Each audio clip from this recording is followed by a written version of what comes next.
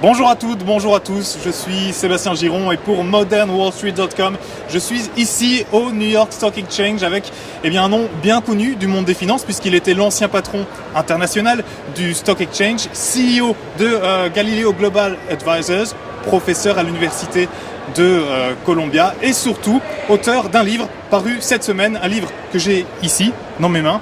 Le titre de ce livre c'est International Finance Regulation, A Quest to Financial Stability. Jean Jugeux, bonjour. Bonjour. Merci beaucoup d'être avec nous aujourd'hui. Alors on va revenir donc évidemment sur votre livre avec tout d'abord le postulat de départ de ce livre, le fait que les nombreuses mesures de régulation financière mondiale de par le monde ont un problème majeur, le fait de ne pas être convergentes. Elles ont un but qui n'est pas commun. Est-ce que vous pouvez un peu développer? Il y a deux aspects dans cette non-convergence. La première, c'est la complexité institutionnelle. Il n'y a pas aujourd'hui une autorité mondiale de régulation des banques ou des marchés de capitaux. Il y a bien entendu des endroits où les gens se concertent, mais ce n'est pas un organe de décision. Le deuxième aspect, c'est qu'il y a des différences de philosophie. La manière dont on traite les hedge funds ou les produits dérivés aux États-Unis ne correspond pas à la même philosophie en Europe. La même chose sur la rémunération. Vous aurez constaté que les États-Unis n'ont rien fait sur la rémunération des banquiers, alors que l'Europe est venue avec une réglementation. Donc nous avons des vraies différentes philosophies vis-à-vis des marchés financiers et vis-à-vis des institutions comme les banques. Alors justement, les banques, la transition est toute trouvée. On le sait, elles sont en grande partie responsables de la crise économique des dernières années. Ces banques, à l'heure où l'on cherche justement une solution globale, aujourd'hui ont-elles encore un rôle à jouer, un rôle positif, moteur, ou au contraire doivent-elles se contenter de suivre les instructions qui leur sont données? Elles sont essentielles et elles sont essentielles à la croissance. Donc il n'est pas question de rêver d'un monde où elles seraient simplement des partenaires dormants. Elles doivent prendre des risques pour y arriver. Mais le problème, c'est qu'aujourd'hui, il y a toute une évolution qui se fait, et c'est peut-être le domaine où on peut espérer voir les choses changer, c'est qu'à la Banque des règlements internationaux à Bâle, où toutes les banques centrales se retrouvent, on accouche de ce qu'on appelle Bâle 3, c'est-à-dire une série de réglementations sur à la fois l'effet de levier, sur la liquidité et sur la capitalisation des banques.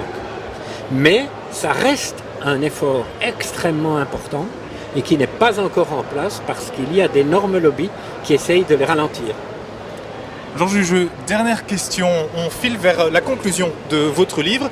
Vous y énumérez 14 points, 14 problèmes à régler avant même de trouver une solution globale. Et parmi ces priorités, vous parlez de l'économie asiatique. En quoi, tout d'abord, est-elle particulière et surtout en quoi peut-elle poser problème justement dans le cadre d'une solution mondiale? Lorsque je suis allé en Asie juste après la crise de Lehman et que j'ai parlé d'une crise mondiale, les Asiatiques m'ont interrompu en disant non, c'est une crise transatlantique.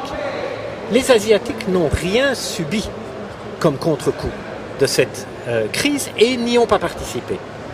Donc, le monde asiatique pour le moment est occupé à se chercher, mais ne se sent pas vraiment partie prenante. Ce qui sera intéressant, c'est que l'Asie va se retrouver dans le cadre de Bâle 3 avec des entreprises bancaires qui vont devoir suivre de nouveaux principes. Mais ce qui reste aussi important, c'est que ces marchés sont immatures et nous vivons pour le moment dans ce qu'on appelle le shadow banking, c'est-à-dire des banques, des institutions non bancaires qui font des transactions bancaires devant un risque de 7 000 milliards de dollars. Et devant ce risque-là, le gouvernement chinois n'est pas terriblement proactif. Donc il y a un risque systémique qui, s'il devait se développer en Chine, aurait un impact sur le portefeuille d'obligations et donc sur le financement de tous les États occidentaux. Le problème est bel et bien mondial. Jean Jugeux, merci beaucoup d'avoir été avec nous aujourd'hui au New York Stock Exchange. Je le rappelle, votre livre est donc sorti cette semaine, International Finance Regulation, The Quest for Financial Stability. Quant à nous, on se retrouve très bientôt sur le site de modernwallstreet.com. Depuis le New York Stock Exchange avec Jean Jugeux, je suis Sébastien Giron.